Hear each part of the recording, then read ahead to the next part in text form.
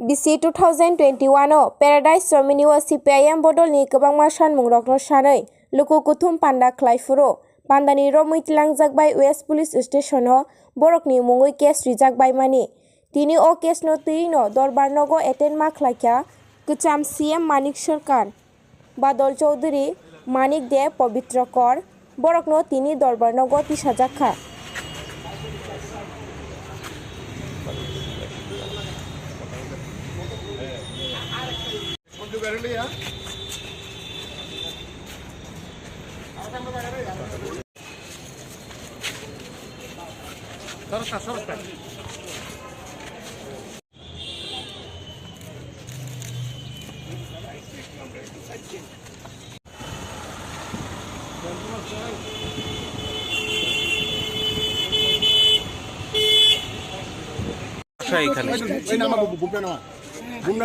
জিজ্ঞেস করবে মানে চার্জের ডিসকাশন আমরা পিটিশন দিয়েছি যে এটা চার্জ হয় না কাজে তাদেরকে ডিসচার্জ করা হোক আদালত শুনেছেন শুনে একটা ডেট রেখেছেন ফর হিয়ারিং কাজে হিয়ারিংয়ের ডেট 29 এপ্রিল ওই দিন আমরা আমাদের বক্তব্য রাখবো যে কেসে চার্জ হয় না।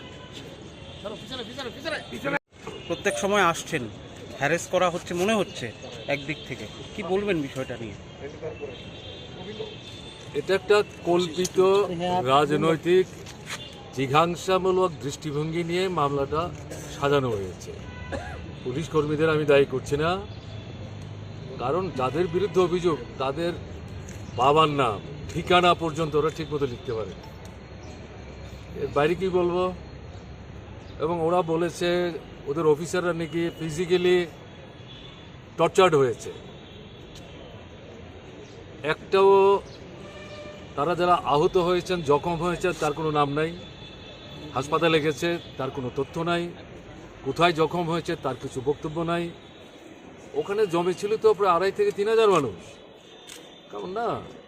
এগুলো সমস্ত মানে বিরোধীদের কণ্ঠ স্তব্ধ করে রাখা, জনগণের স্বার্থ নিয়ে যাতে বিরোধীরা কথা বলতে না পারেন, নিজেদের ব্যর্থতা ঢাকবার জন্য, অপদার্থতা ঢাকবার জন্যে।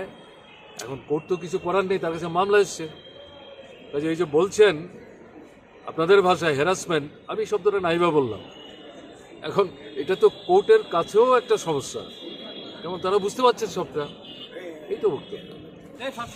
সেই প্রতিবাদ পুলিশ তো আমাদের বলপূর্বকই আমাদের করতে দেয়নি, কিন্তু মানুষের চাপে আমাদের করতেই হয়েছে। এটা জনগণের যে ডিমান্ড ছিল, মূলত কৃষকদের দাবিটা নিয়ে। পরবর্তী সময়েতে পুলিশ আমাদেরকে গ্রেপ্তার করার জন্য বলেছিল, কিন্তু আবার গ্রেপ্তার করে নিয়েও যেতে পারে। মানুষের এতখানি স্বতঃস্ফূর্ততা ছিল। পুলিশ নিজে এসে বলেছে যে আমরা আপনাদের ফ্রি করে দিলাম, আপনারা চলে যান।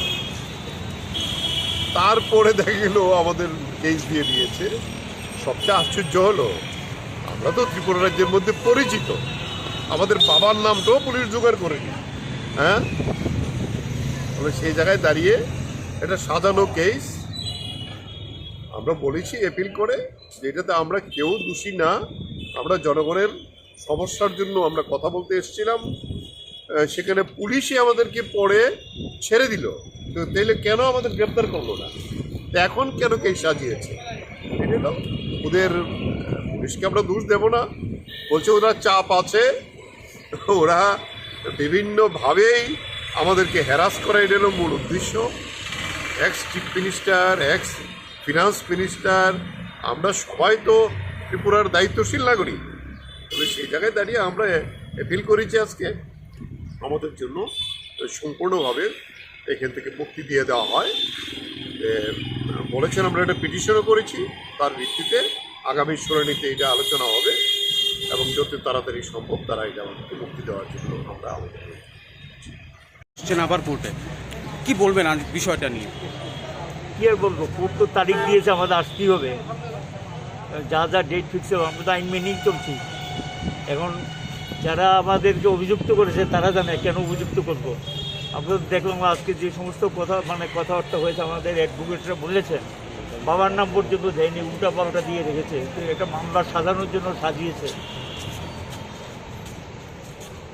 কোর্টে এসছেন, আজকেও আবার কোর্টে এসছেন, কি বলবেন এই বিষয়টা নিয়ে? বারবার কোর্টের দ্বারস্থ আসা যাওয়া বিষয়। ঠিক করবো, নতুন কিছু নেই। এই তো সারা রাজ্যে এটা চলছে। মানুষের গণতন্ত্র, তার অধিকার, এটা বিপন্ন এবং সব সাধারণ এইসব করা উচিত।